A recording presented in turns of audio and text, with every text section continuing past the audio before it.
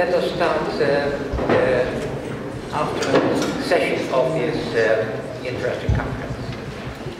First of all, I would like to thank, in the name of Hill, Victor Leutner for everything that he did in preparation of this conference and the discussion around the conference, and more in general for his ideas that he developed about constitutionalism apart from the nation state.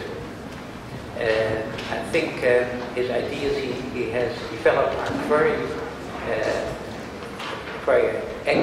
interesting for stimulating further discussion, as is already shown this morning. And I would like also to thank the other people that have taken part in the organization of the conference. Now we come to the theme of the discussion of this afternoon.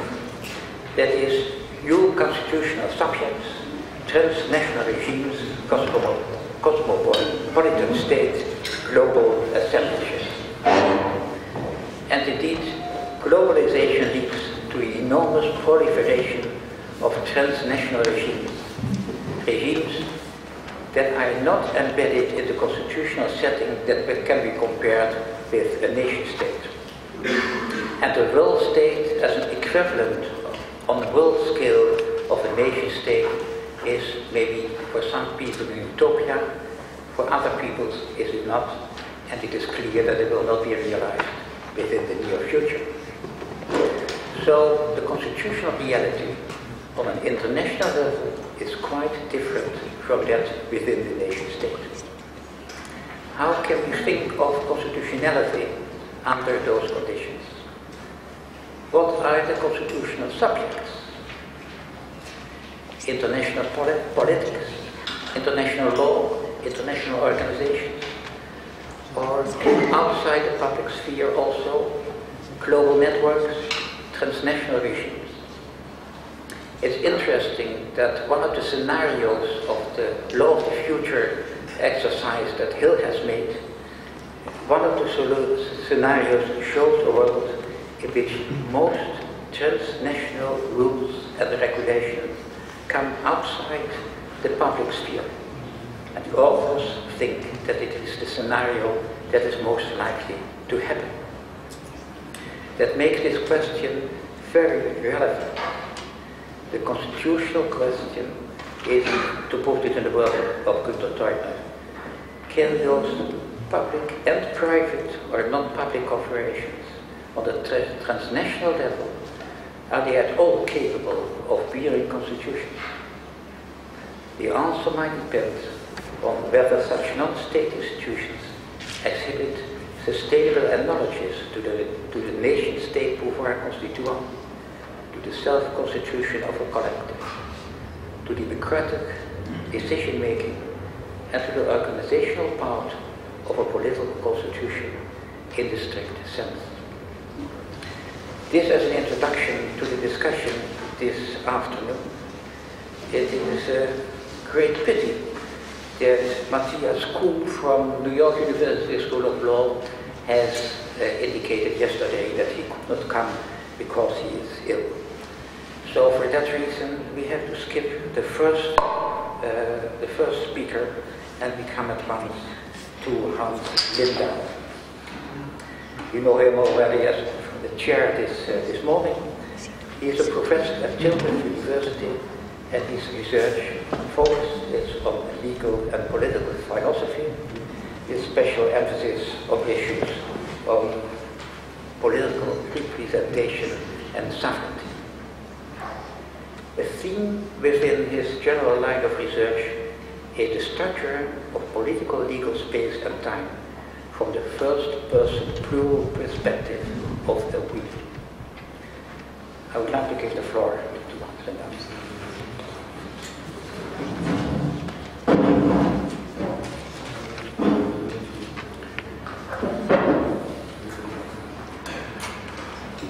Thanks for joining me, and thanks again to Gunther and Anna for this wonderful conference and for the opportunity of sharing some thoughts with you.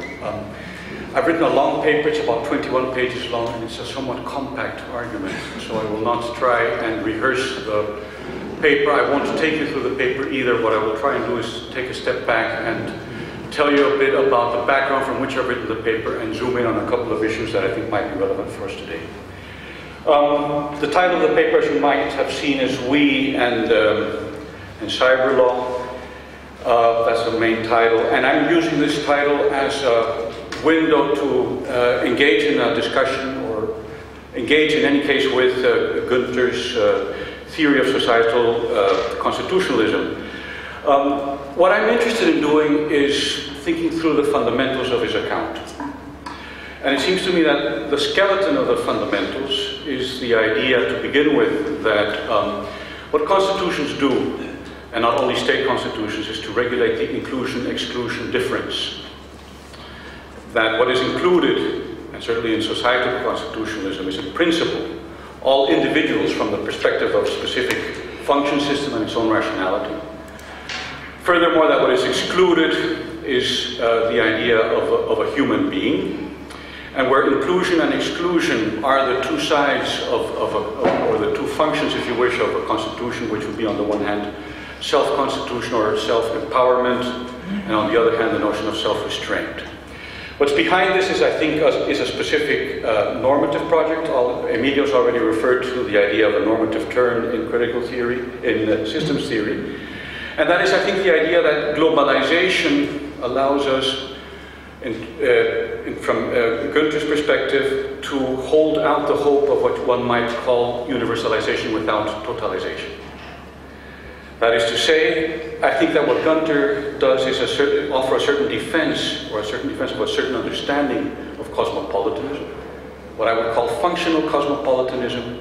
And in that roundabout way, actually, I think that what Günther would like to see himself as doing is offering a better alternative than Habermas to the completion of the project of modernity. And so what I will be doing is engaging with these ideas. I will be doing so in a way that goes back, or that harks back to the essay of his which I referred to this morning, which was that magnificent essay on the global Bukovina. And what Günther says there is, look, we need definitely to move on beyond the state-centeredness of our thinking of legal order. And what we're seeing emerging are forms of global law that are no longer linked to the kind of boundedness which we've become accustomed to when thinking about state law, and by extension, of course, international law. That's important because, to the extent that state law has always been a bounded law, we've all taken for granted that the notions of inclusion and exclusion have been spatial. And that moving beyond state law and into global law means that the inclusion and exclusion of state law can no longer be definitive for the notion of inclusion and exclusion, which would be operative in global, functionally oriented systems. I will argue precisely the opposite. I will be arguing that, in fact, the situation is, I think, that it is a particularly subtle entrenchment of state-centered thinking about law to assume that we are moving beyond boundaries. We are certainly moving beyond the boundaries or the borders of state law, but we are certainly not moving beyond the boundaries of legal orders. I will argue that there's no legal order that's conceivable, that is not bounded in space, that is not bounded in time, that is not bounded in subjectivity, and that is not bounded in rights. And this roundabout discussion with Günther is one I will develop from what I will call a first-person plural perspective approach to law. That's why the title of my paper begins with we. Of course, we the people, we in cyberlaw. I think that's what's interesting here is that, and I take my cue from a certain caveat, which both Teubner and Luhmann make, and that is that actually function systems cannot include and exclude. Inclusion and exclusion takes place at the level of what they call organizations. But because the notion of organization, which is dealt with within systems theory, works with the autos of autopoiesis, and I will be making a claim for a notion of the selfhood, of self-regulation, which is not necessarily incompatible, but was certainly not the same thing of the autos of autopoiesis. I will prefer to speak about collectives, or groups if you wish. And so what I want to try to do is unpack what goes into that little word we, We've actually been spending 5 years of research time in Tilburg trying to unpack that word, and I think we need another 5 years. And let me give you a sense of the complexity of that word by giving 2 examples. The first one happened to me with my partner last year. We were having lunch on our terrace in Tilburg in the summer months, and lo and behold, my jaw dropped. There was a stork flying over Tilburg. And I was so happy because in my own country of birth, Colombia, we have huge amounts of birds, so I just love birds. And so, I pointed this out to my partner, and there we were, there that stork, flew by majestically, and there we were both looking at it. I was keenly aware that she was looking at it. She was keenly aware of the fact that I was looking at it, and when the bird passed by the horizon, well, we just looked at each other and said, wow. That's one understanding of the word we. If I may use the terminology of Margaret Gilbert, that is we each. Each one of us was looking at the bird. But suppose that both of us had been members of a bird watchers group. That were both of us ornithologists and just adored going out together to look at birds. If it had happened that I had seen the stork passing by and hadn't said anything to her, and I just jotted in my own bird watching book, I just saw a stork, she would of course have been furious and said, what's this? I thought we were looking at birds together. And saying that we're looking at birds together means that we are engaging in joint action. And so to speak about we looking at that bird can mean either we each or we together. And my claim is that law is a species of the genus we together.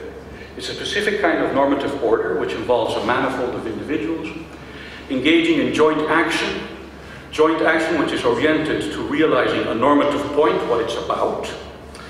And that creates obligations and entitlements. In that very simple example I gave, if I had just ducked and begun to scribble like mad in my notebook and hadn't told her about it, she would have of course said, hey, what's happening? I thought we were doing this together. She would reproach me correctly. In a sense, there's already a minimal understanding of obligation involved engaging in joint action.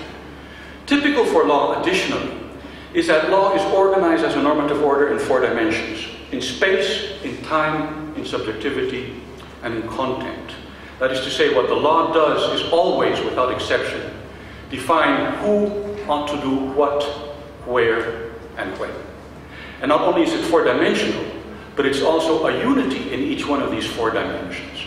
Law is organized as a unity of ought places, as a unity of ought times, as a unity of ought subjects, as I would put it, and as a unity of ought rights or entitlements.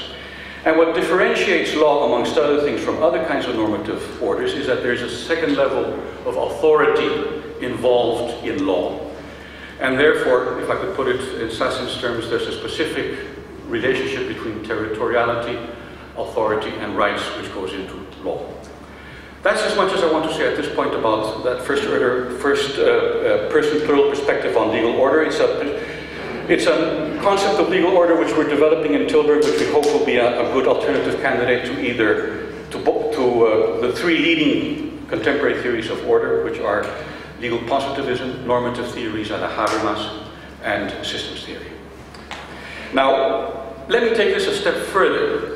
Even if I've shown that law is always spatial, always temporal, always subjective, always content determined, I have not yet shown what inclusion and exclusion can mean in that perspective. To do so, I need to introduce 2 notions of identity and 2 contrasting notions for identity. And I take my cue here from Paul Ricoeur, who's written a beautiful book called Soi-même comme un autre, Oneself as Another. And unfortunately, Ricoeur develops this only in terms of personal identity, but not in terms of collective identity. And the distinction there, which is interesting, is the notion of sameness and selfhood. And I think that what interests me there is the notion that, let me give an example. If I cut a pie in 2, then what you see is 2 pies, so 2 pieces, so the contrast between same and qualitative difference is plurality. Quantitative difference, there's a qualitative difference, which is the 2 pieces of pie may be more or less different or the same, but that's something very different to the notion of selfhood. What happens with selfhood is not merely that you, like I would do now, cut a piece of pie in two, but it's a process of self-inclusion and other exclusion. To give an example, Europe constitutes itself as the European Union as a common internal market, and it constitutes itself, that is to say, it includes itself in the very process of excluding the other. But the other, and that's as far as Ricoeur takes the discussion, is much too broad a notion. Beyond the notion of otherness, there's also the notion of strangeness, a notion which Edmund Husserl introduced in the distinction between Heimwelt und Fremdwelt. And so, what interests me is that the notion of inclusion and exclusion, which is constitutive for law, is not the notion of inclusion and exclusion in terms of, say, domestic and foreign, but rather the distinction between ownness and strangeness.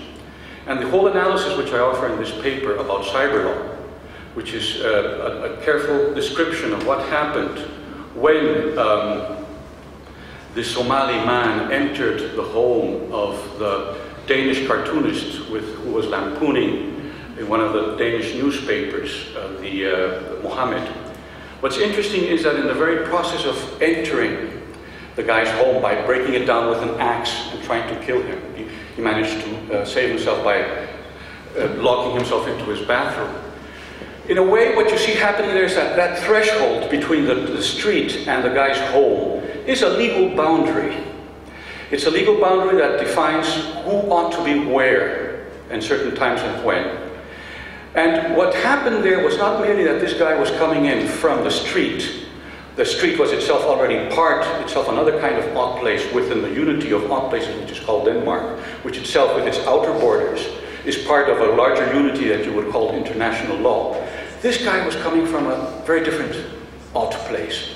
A kind of odd place because he was raising a normative claim that simply does not fit into the kind of a world, of odd world, that this cartoonist was himself engaging in when he was writing or drawing his cartoons.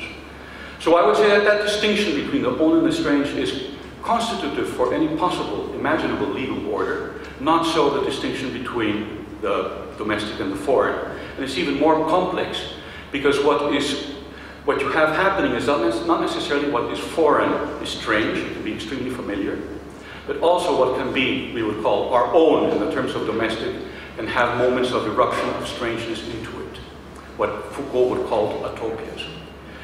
So what I see happening in such a place there, when he crosses the threshold of the guy's home, is what I would call a frontier. And if you want to use another word, a fault line. In fact, I'm writing a book that's called Fault Lines of Globalization, which will appear in the same series as Gunther's book in English. And I think I actually like the German word more, Bruchlinien, because it's more emphatic. It means not breaking point, but breaking lines. The globe is crisscrossed by Bruchlinien. How does this all tie up to societal constitutionalism? Well, I think that on the one hand, it provides strong support for the idea that there is no reason why we should be limiting ourselves to the notions of law in terms of state law. I think that it also supports the idea that we should be thinking of the self-regulatory function that constitutions have in terms of policing and monitoring, the distinction between inside and outside.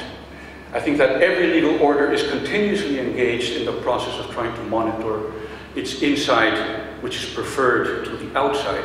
But I'm not understanding the distinction between inside and outside in the same way that Gunther and systems theory does so. I'm understanding the distinction between inside and outside in this very concrete, experiential, and actually action-oriented way that I have just been trying to describe to you. I would also agree with Gunther that what's at stake in societal constitutionalism is, at the end of the day, the notion of identity, but identity over time. Precisely because the emergence of a self, that process of a self-inclusion and an other strange exclusion, is a process that takes place from one of the two sides of the inclusion-exclusion divide in the very same process of creating that divide, which is why it's paradoxical. We get the whole problem of representation. I know that representation has been lambasted. I know that we've been told that representation has to give way to participation. I'm in no way against the notion of participation. It's simply a very shallow notion of representation.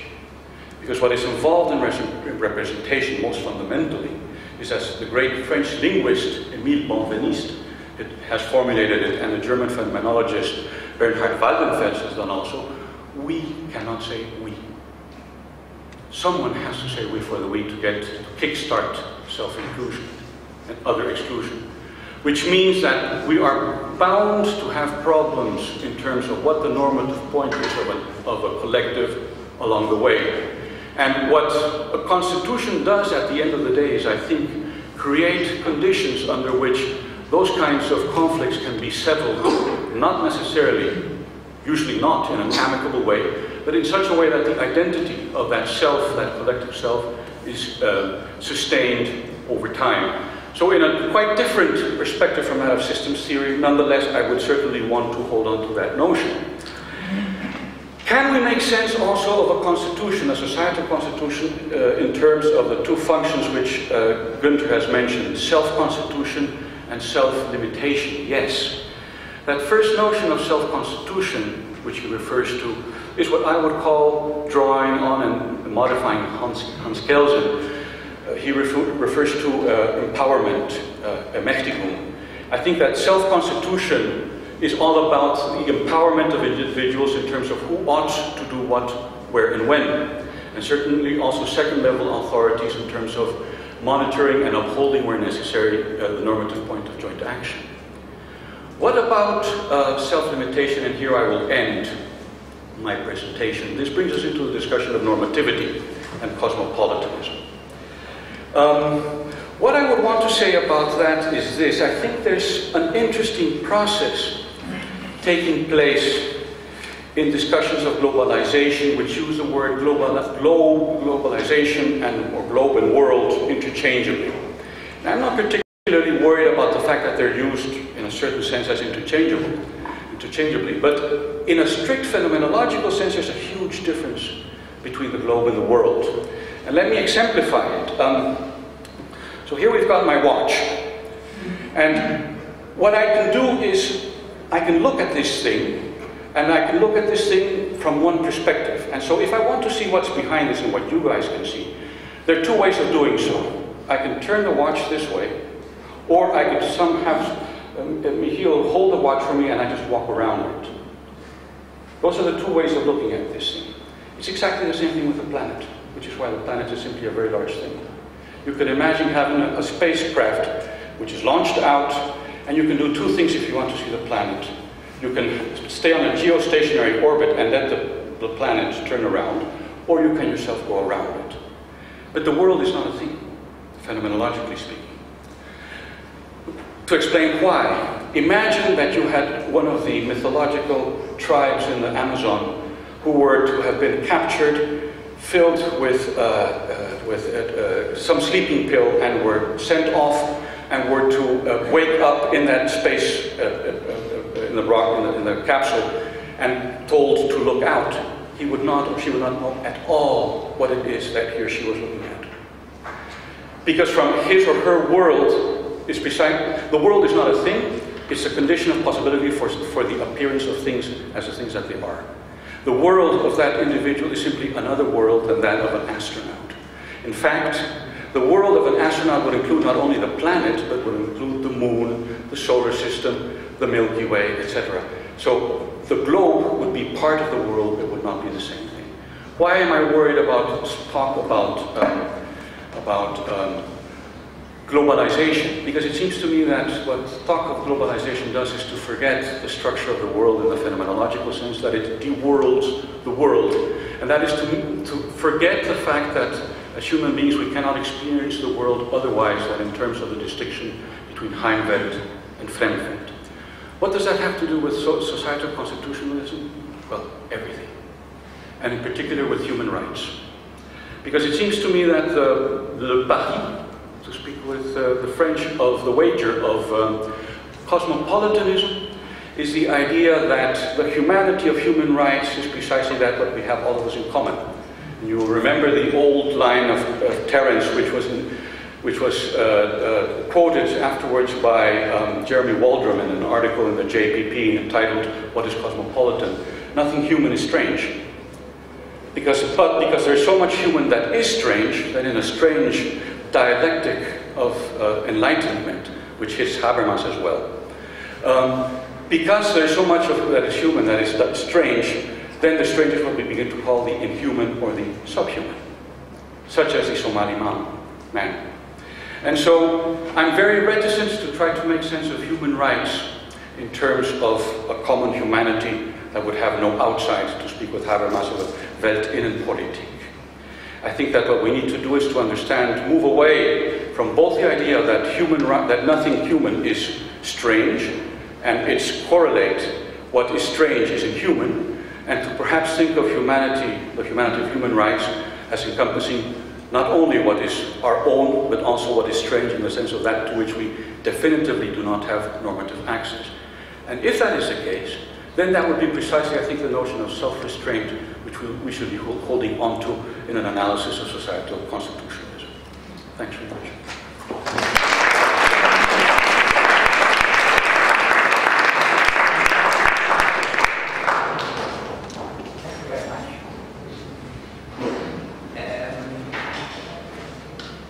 There are questions.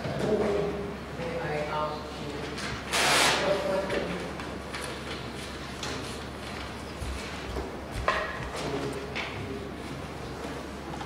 So, as you'll see tomorrow, I'm very sympathetic to your idea of getting away from the shared humanity notion and instead thinking of communication across difference and groupings. But I was wondering, in that regard, you mentioned the Somali example, but another example that you have in your article, and I wanted you to talk a little bit more about it, that you didn't talk about, is the Yahoo case that you were, the Yahoo case that you built off of. There, for those who don't know, you had a case where the issue was whether a French court would have jurisdiction over people in the United States based on material that was uploaded to yahoo.com in the United States and was legal there, but was illegal to be downloaded in France. And so I was wondering about your idea of the ought place and the inclusion and the exclusion, and how your idea of that and the idea that there can't be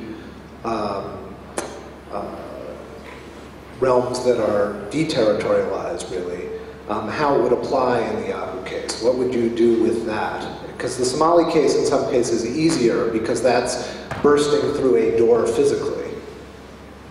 The Yahoo case, there isn't a physical intrusion on place. So I'm just wondering how your theory would address that kind of a case. Thanks for the good question. Look, I think that one of the things I'm trying to move towards in making sense of, let me begin with the notion of territoriality. Let me clarify that, and I think that might help us move on to the Yahoo case. Legal space is never simply physical space. Legal space is always the articulation of normativity and physical space, if you want to call it that way. That is to say that a boundary of a legal space has both always a normative dimension and it has also a physical dimension, which means that, for example, a country can raise import tariffs, lower them. The physical boundary hasn't moved an inch, and yet the legal space is being modified by these features, which means that normativity and physicality are always joined together in the law. If that is the case, then I would take a further step and say that actually, whereas we've been told that the move beyond state law means deterritorialization, I don't believe it for a minute. That is to say, of course, we've moved beyond the state notion of territoriality, but what we have not moved beyond is the notion that any legal order, to be able to function as a legal order, has to be a unity of ought places. which means that, and it's a unity of all places from a first-person perspective, which means it's our space. If I maybe use a term, given the loaded character of that word territory, which was interestingly used by both Hannah Arendt and by Carl Schmitt, two of my favorite authors. The word is nomos, and they refer to law. Actually, it was first Hannah Arendt, in one of her posthumous works, said, look, we've forgotten the fact that in Greek times, nomos meant not only convention or law, but it was also the spatially oriented character of that law. So there was no law without a spatially anchored law. And of course, our good friend Schmitt refers to that in terms of keine Ordnung ohne Ortung. So no law without emplacement. Now, how does that tie into the whole issue of Yahoo? Of course, what happens there is that if that is the basic notion of territoriality which we'll be thinking of, then there is definitely an intrusion.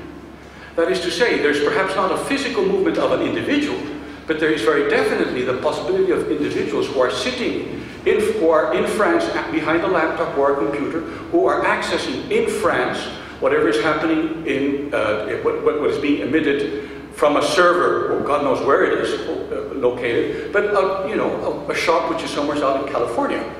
So I would say that the case of Yahoo would fit very well with precisely that distinction. And let me formulate the distinction in other terms that I didn't mention now. So I'd say that the subtitle of the book I'm writing is Legal Order and a Politics of Illegality. Every legal order organizes itself, and I think both Luhmann and Günther have shown that very well in terms of the binary code, legality and illegality. What interests me is the notion of illegality as that which contests the way in which the legality-illegality distinction is drawn. So it seems to me that what happens in that Yahoo case is precisely the process of an illegal normative claim which is being raised, which in one way or another, for that French order, is being translated into terms of legality or illegality, but which raises a normative claim of its own, and that's why I would refer to it as illegal and not merely as legal or illegal. Does that begin to offer an answer? Oh, you wanted to comment first. No. I'm not sure I understand either of your two answers to that, because you first said that there's been an intrusion. You said that there has to be some physical placeness, even if it's not territorial in the classic sense. And then you said there's been an intrusion, but of course there's been an intrusion, but you can't conceptualize which direction the intrusion's been, because you either conceptualize it as the people in the United States invading France with their stuff or their ideas, or it's the people in France traveling to the United States to get the stuff. And neither is more correct, at least from what I can gather. So I'm not sure that yes, there's an intrusion, but the whole point is you can't figure out which way because it's not a classic territorial interaction.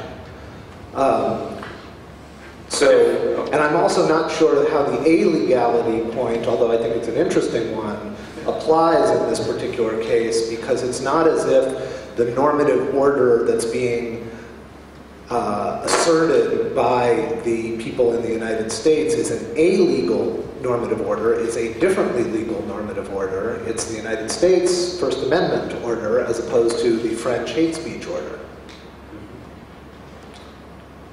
Should I respond right away to that? Yes. Yeah. Or did you want to add something to that? Just respond to this. Yeah, okay.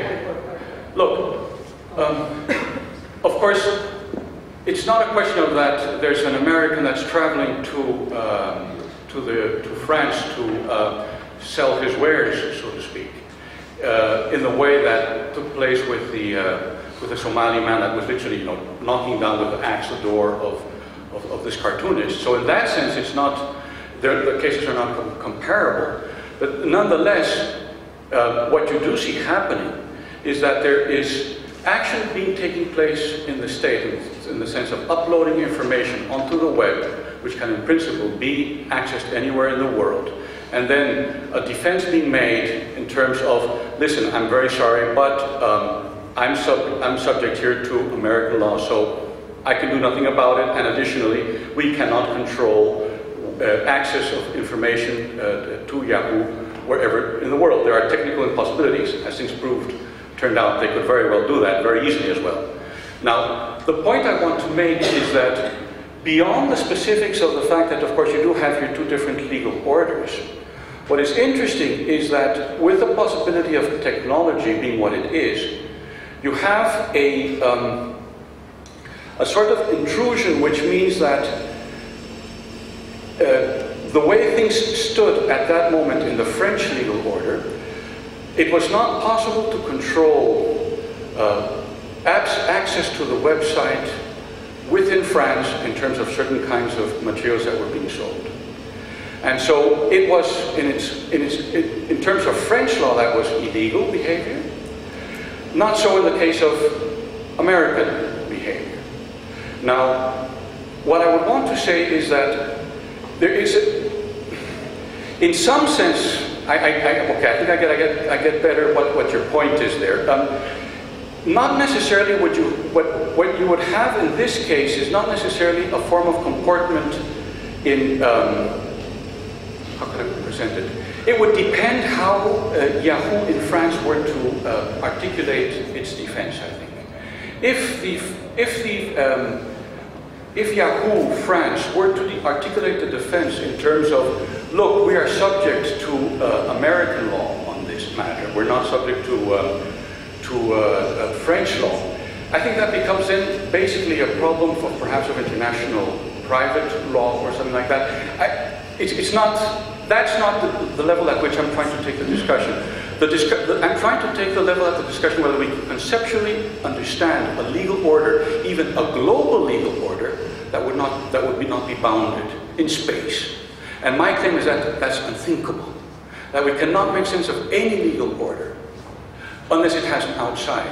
So perhaps I think the difficulty may be that if the case of Yahoo might better be dealt with in terms of international private law, but it's not the discussion that I'm at the level which I'm trying to take it. So perhaps you're right on that second point, perhaps then the discussion of illegality is not that helpful there. Well, what I was commenting on was a bit far away from where we have gotten now, so let me see if it still works. So and I'm sort of, I'm being experimental here, and I'm not a lawyer. So it seems to me that there are two issues. I want to give you two issues. One of them, coming back to your point of illegality, and the other, illegality, not illegality, and the other one, the question of territory.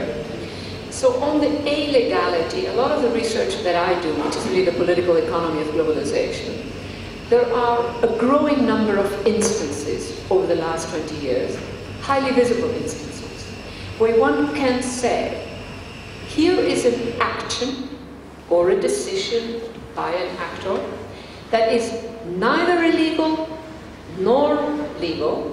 I use a language a bit lower level. I say it's neither in compliance with regulations, nor is it in violation with regulations. And I need a term for that in-between zone. So I call it regulatory fractures. In other words, something where, at really 70% of finance is in that regulatory fracture, high finance, what we call shadow banking. And so I'm wondering how that connects to your question of illegal, is there a parallel? It's not the same, but are we seeing that in multiple ways? Now the second issue, what you were getting at right now with the different jurisdictions, etc., France and all of that. So I'm very interested in the category territory. And I think of that as a complex category. It cannot be on a one-to-one with ground, land, terrain, earth. It's far more. So I identify the making of a territory on the part of global finance. And it's a territory that is multi-sided. It doesn't seek to include everything. It's very particular. Now, we have flattened the meaning of territory into the meaning of the national state sovereign territory. So as far as I can tell from much of the literature, political science law, it's long, I don't know it well enough. Territory is actually taking a very long siesta, analytically speaking. It is what I needed after the lunch, a siesta. It's not working, it's not helping you see anything. So, with this particular case, the Yahoo case that you were alluding to, what happens from the perspective of a legal scholar when you think of it as functioning in a different type of territory, not just that territory of the national state, but a territory that is a kind of, I don't know, I don't want to use the term jurisdiction, I know that's a very big word for lawyers, so I want to be careful there, but it seems to me that there is something complex. It's not ground, it's not just space either. It is a mix of all kinds of embedded possibilities, conditions, restrictions, and I just wanted to hear. Let me begin with the second question, and then let's move back to the first one. I agree with the fact that the word territory is just so overdetermined now with the specifics of state territoriality that it's very difficult to use the word in a way that doesn't already take you back into sort of revisionary state-centered thinking about law, which is why I refer to the notion of nomos as being an anachronism which might help us to move beyond the debate. I would certainly agree to the idea that if there is a more fundamental sense of territoriality, it cannot be understood in terms of physical space. I would, as I say, coming back to my first answer, legal space is always the articulation of a normative and a physical dimension. And if that is the case, and if the organization of a legal space qua space is in terms of odd places, then the notions of an articulation into a unity of odd places, by no means implies contiguity. I've done studies on lex constructionis as part of lex mercatoria to show how it is very definitely ordered, in my understanding of it, territoriality, but not in any case the kind of territoriality you would have in the state. And I do this in terms of a contestation by the First Nation of the UA in Colombia to constructions, large international construction projects across their sacred lands. So I would say that there is an understanding of territoriality which is actually a very thin one, which means a unity of odd places, which doesn't mean they have to be contiguous. They can be all over, they can exist for a while, and then, as happens with lex constructionis, after you've built that hydroelectric project, the contract is over, it stops, but you have a certain configuration and pattern of spaces. First point. Second point, if that is the case, then also what's typical, I would say, for territoriality in its fundamental sense, is that it's constituted from a first-person perspective. So it would be we in terms of lex constructionis, in terms of the participants of that project in particular and long-term projects, which means then that territoriality is always exclusive territoriality in the sense of this is what we view as our understanding of what space is about, and we don't want to relinquish that. So I would say that in this fundamental sense, it's an oxymoron to speak of non-exclusive territoriality and a pleonasm to speak of exclusive territoriality. That would be what I would want to say about this second question. To come back to the, could you repeat the first question? I'm getting wound up with the adjective. A growing of activities that are neither in violation nor in compliance with regulation. Yes, fine. So what you see, what I would say there is what you see happening is that legality and illegality are always, it's a category distinction from a first-person perspective. For a given legal order, something is legal or illegal, or simply not interesting. So, or irrelevant. Now, what I call illegality is also always from a first-person perspective, but it has a very special structure. It's a structure that Husserl calls strangeness, but of course we don't use that word strangeness in terms of law, so that's why I coined this complex expression. What's typical for illegality is behavior which registers normatively, either in terms of legality or illegality, but it cannot be accommodated easily in either one of the two terms. Yeah? Precisely. So it registers normatively as legal or illegal, but it just doesn't fit that category. And what I would say is that you have a weak version of illegality and you have a strong version of it. A weak version of illegality, like the Movimento Sem Terra in Brazil, they invoke the Brazilian constitution in their land invasions to say, we think that we should be part of this. But that's not a strong contestation, because what they're saying is what is now illegal should become legal. So in a way, the legal order can deal with that. Strong illegality is what registers as legal or illegal with a normative claim of its own, which cannot be incorporated into that legal order, and therefore, as the French would put it, coincé, stuck. Just cannot respond to that. And so in the case of the financial movement, what you see is potential emergence of a new collective that would have to regulate itself perhaps in terms of what Gunther would call societal constructions. Maybe there are other questions. Yes, please. Well, maybe one question. A reminder is that I don't think all of us have received your papers, even though the title was the cyberlaw. I know the panelists have the paper, but we don't, so I would be very interested to know how you bring that me into cyberlaw, which now I don't. Okay. Also, a question about your qualification about inclusion and exclusion.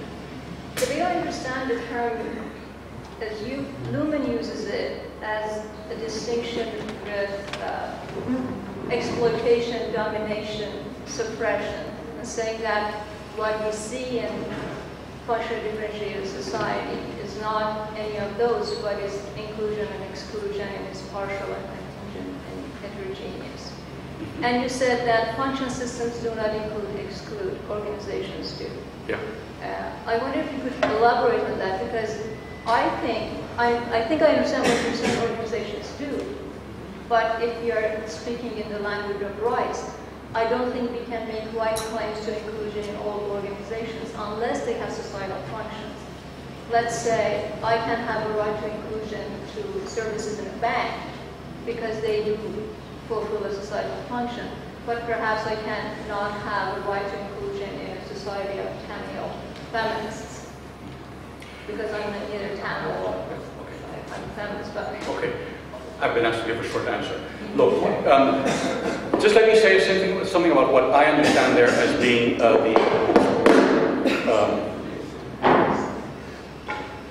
what I'm saying is not necessarily at odds with what Luhmann is saying. What I'm saying is that if it is the case, if he introduces the caveat that inclusion and exclusion takes place at the level of organizations, then I'm recovering that idea by saying, look, inclusion and exclusion is determined in terms of the normative point of joint action. So, of course, in a feminist group that aspires to do whatever that might be, that gives certain understandings of who would be included and who wouldn't. If you were to be part of an engineering or a birdwatchers collective, that would again define other understandings of what would be inclusion and exclusion. And what's excluded is simply what is irrelevant. In that sense, I'm very close to the systems theoretical approach. So I'm not contesting the notion of inclusion and exclusion. What I'm trying to do is think through the implications of in a systems theoretical perspective. What I'm trying to think through is what it means that inclusion and exclusion can only be articulated in terms of organizations, and what does that tell us in particular about the problem of universalization without totalization? Thank you. I think why exclusion is irrelevant. I could be excluded because of not having qualifications exactly relevant to the system. Yeah. I could be excluded from higher education because I don't have marks. Yeah. Not because I have a different skin color. Yeah. Right? So exclusion is not necessarily irrelevant. It's not qualifying with the criteria that is exactly relevant to that particular system. What I'm saying is this, I'm saying something a bit different. What I'm saying is a collective will organize itself in terms of joint action. So imagine an educational, a university. The university will have its own understanding of what it is about as a specific kind of collective that it is. It will set up its own understandings of what are criteria for applying to university, who will be allowed to enter, etc. Exclusion there simply means irrelevant in the sense that that is simply not what the joint action is about. It can, of course, become relevant, and the whole normative discussion about inclusion and exclusion comes then roaring back into the picture. On the basis of what have you made a distinction between what is irrelevant and what is irrelevant? If it is a case that we says we on, someone has to say we on behalf of the we, then every articulation of that normative point in a certain sense is premature. I think there is room for one other question. Too long answer is not too long either. Yes, I have one question. I mean, you're in the very beginning told us that you